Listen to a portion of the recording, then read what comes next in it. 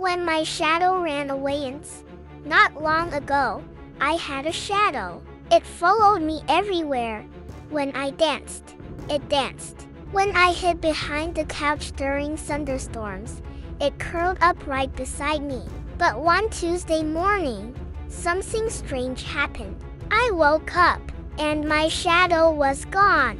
There on the floor, where it usually stretched and yawned in the morning sun, was only me. No dark copy.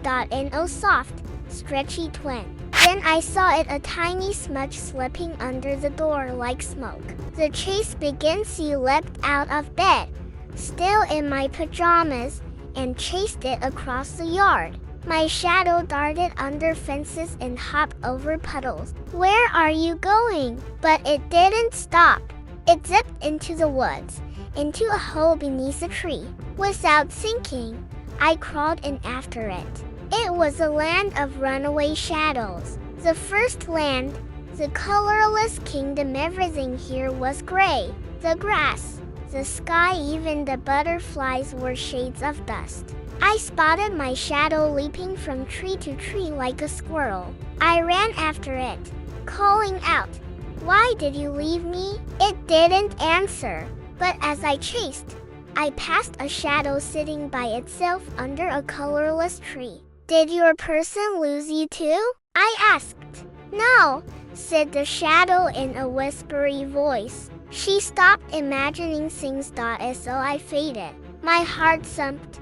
Will I fade too? Only if you forget what wonder feels like. I turned back toward my shadow. The second land, mountains that moved me. Shadow led me next into a land of tall, groaning mountains that shuffled like sleepy giants. I climbed boulders and slid down glowing slopes. I got covered in dust and bruises, but I never stopped. Once, a shadow mountain blocked my way and said, "Why chase what's already gone?" I stood up straight, because that's my shadow, and I'm not complete without it.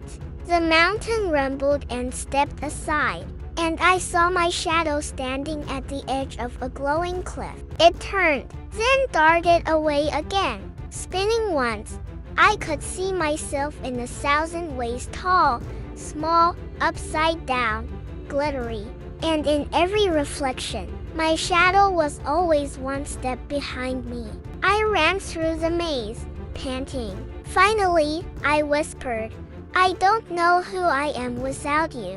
My shadow paused, and then a mirror in front of me shimmered. I saw myself, not a perfect version, but me, and my shadow beside me again. It reached out and slipped back under my feet. The retorni blinked.